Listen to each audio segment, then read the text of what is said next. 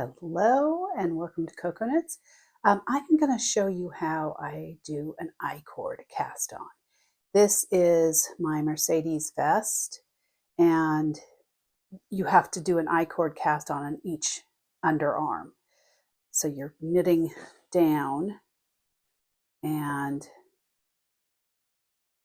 at the beginning of a row, you're knitting down this way, you suddenly have to have all these extra stitches, and then at the end of the row, you've got to do it as well. So I'm going to show you how I do that. And I have a little, you have to sort of imagine that this is the entire width of the vest. In the row before you start this, you need to make sure that the first and last 4 stitches are all stockinette. So that's fine, they are already I-cord. The first 3 stitches are I-cord.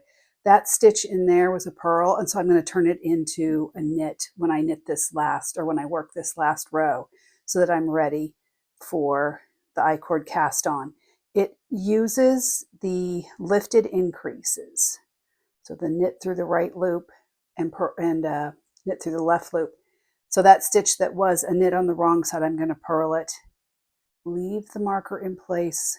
You want the marker 4 stitches in from each edge. Right, so also turn that stitch into a purl on the wrong side, and then I can slip these last 3 stitches because I'm going to continue with that I-cord. Right, so now I am ready to start the actual cast on.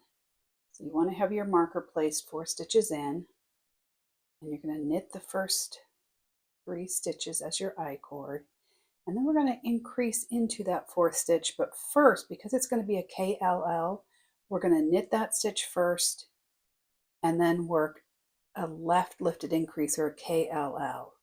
So I'm going to pick up the arm that is 2 stitches below. Right there is that 2nd stitch down. We're just going to pick up the left arm of it, come from behind and scoop it up, knit into the back of it, and then pass all 5 of those stitches back over to the left needle and keep repeating that. And as long as you have that marker in place, you started with 4 stitches. So for instance, I'm going to do 10 increases. And so once I have 14 stitches after my marker, I know I've got enough. Right, so there are my 3 I-cords. I'm going to knit that 4th stitch, and then again work that KLL.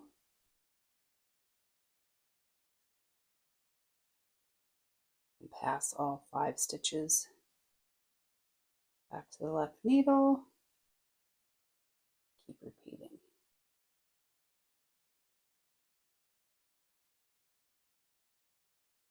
There's the 4th stitch. I'm going to knit it.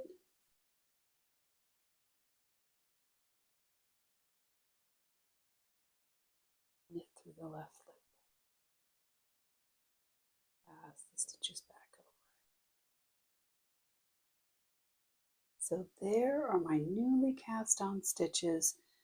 I've got 2, 4, 6, 8, 10, 12, 14 past the marker. I started with 4, so that means I've got my 10 newly cast on stitches. And now I'm going to work across, and I'll do this cast on at the other end of the row. When you do it at the end of the row, I do a knit through the right loop, or KRL. And if I want to reestablish that little purl stitch right here, I can do that. Purl that one and knit to the other marker.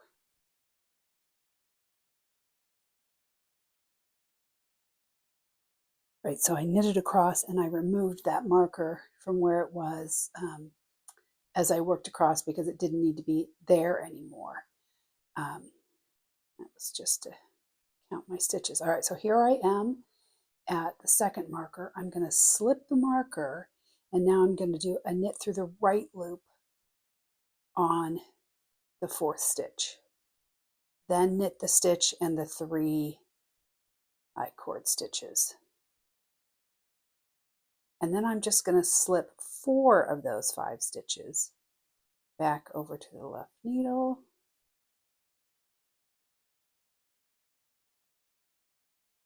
And repeat. So a lifted increase, knit through the right loop, and then knit the 4 stitches. It's a total of 5, including that increase. And then slip 4 of the stitches back to the left needle. Keep doing that until I've got 14 stitches past my green marker.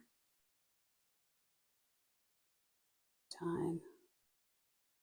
Got the right loop that's right under the needle. Knit it. 4 remaining stitches.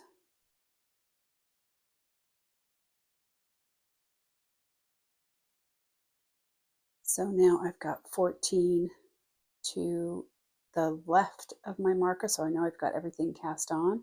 So I'm going to turn and work across this. Again, the edge still remains I-cord, so I'm going to slip 3 and then turn that 4th stitch into a knit on the wrong side, purl on the right side. You can replace your markers there if you need to, 4 stitches in, but they don't need to be where they were originally. All right, so I got my stitches cast on to each edge and worked a few rows. And I want to show you, so a lot of times with I-cord cast on, that first row underneath is really loose. This isn't too bad, probably wouldn't really even notice, but I know we've gotten so many emails from people saying, how do I fix it? So the nice thing about using the lifted increases to work the I-cord cast on is you can pretty easily go in and tighten that up. So what you want to do is flip this to the back and find that first V running perpendicular to your knitting. So it's running what would be horizontal across it in the back. And if you take the outer arm and a little skinny needle and just start pulling on those, just go into that outer edge and pull on it, that is what is connected to the loose stitch on the other side. So if you just tighten each of these up, you kind of have an exaggerated big stitch on the back, but it's on the back, right? So that edge stitch is now kind of big. Give it a yank this way to kind of try and incorporate it in. You can take some of the slack and keep going with it, but I found that stays pretty well and it tightens up that row of stitches that's right under the I-cord cast on, and you're all good. So here it is on this side. Again, not super noticeable, but it might be because this is also a really small amount of stitches. So I'm going to find that first kind of stitch that's running along there. Just come to that. Just pull on the arm. You'll see how that is connected to the loose stitch. And it tightens it right up. And I have found, at least with wool, that it stays that way for me. It's a grippy enough yarn. If you were working with a slippery yarn, that might be a problem. This little hole there is there because I transitioned this from a purl into a knit. So I can also go in there and kind of pull up that slack and try and distribute it. Or, you know, if it really drove me nuts, I could go in and do some Swiss darning behind to tighten that up. But that's why I had that little hole there. But yeah, that's how I do the I-cord cast on. And I find that it works to tighten up that row that is on top of or underneath the I-cord cast on, depending on how you look at it. Hope that helps. So you can also use the lifted increase if you're doing an I-cord cast on from scratch. If you, the other one, I use for underarms or necklines where you already have knitting on your needles and you need to tack on an I-cord cast on onto one edge or the other. You can also use it just as a cast on. And for this one, you want to cast on 4 stitches. I just use long tail, whatever you want to use. And if you like this side as your right side versus that side that has the little kind of bumps on it, if you want this to be your right side, slip it to the other end. Slip all 4 of those stitches to the other end of your needle. And that way you always have your right side facing you, the side that you want to be the right side. And to start this one, we need to knit these 4 stitches and then pass them back. And that gives you the knit row you need in order to start this. All right, so now slip those 4 stitches back over to your left needle. And now we'll start. So the way that I do it if I'm starting from scratch is I do the knit through the right loop, and that is you just pick up the arm that's right underneath the one on the needle. So just scoop up what looks like sort of the right arm, put it onto the needle and knit that through the front. And then you're going to knit that stitch and the additional 3 that are the actual I-cord. And that first one might be kind of a little hard to see what you're supposed to pick up. But it gets easier. Pass all, in this case, just 4 stitches, because that's our first cast on stitch.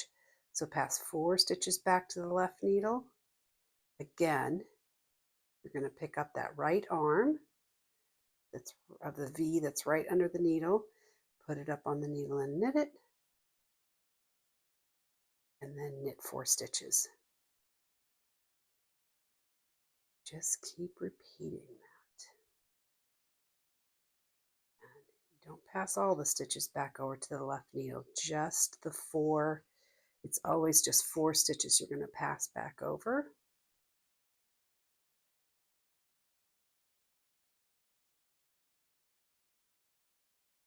Again, find that V right under the needle, scoop up the right arm of it, place it up on the needle, knit it through the front. Knit the remaining stitches, and then pass 4 of them back to the left needle. Keep going and show you what this looks like. So you get a few on there.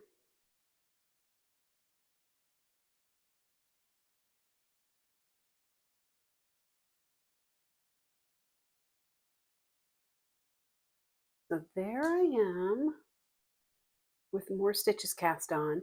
And keep in mind that that 4th stitch that we've been using to increase is not going to count in the 3 I-cord stitches. So you can treat it as though it were a cast on. So if, for instance, these 3 stitches are going to remain I-cord and you needed 20 stitches cast on, not including the 3 I-cords, that's what I would have here. Even though I initially cast on 4 and then I did 19 increases, I am now lumping that increase stitch, number 4, with the stitches that I've cast on. So if that's what your pattern says, to cast on, for whatever reason that you might be doing, an I-cord cast on, and usually then in the back, it's slip the first 3 with the yarn in front, purl-wise, and then purl the rest.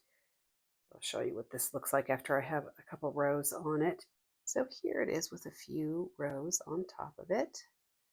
And if you have that looseness, see, I kind of do, although I feel like that you wouldn't notice it once you had a whole piece of something knitted. But if you have that and that bothers you, just like the other video where you are doing this in the middle of a row, you can look for, on the wrong side, look for the first V. And if you just take a little needle, and it's easier to go this way, and just go under the left arm of that first V and pull some of that slack up. So you're kind of pulling the extra to the back.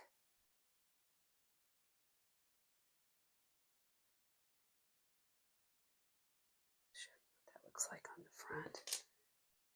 So there's where I pulled those a little tighter, so you can see these here still look a little looser, but I've pulled them a little tighter there. So if that is a problem, it's an easier fix with this method because you can just pull on that edge stitch. So there you go. That is doing the I-cord cast on using a knit through the right loop.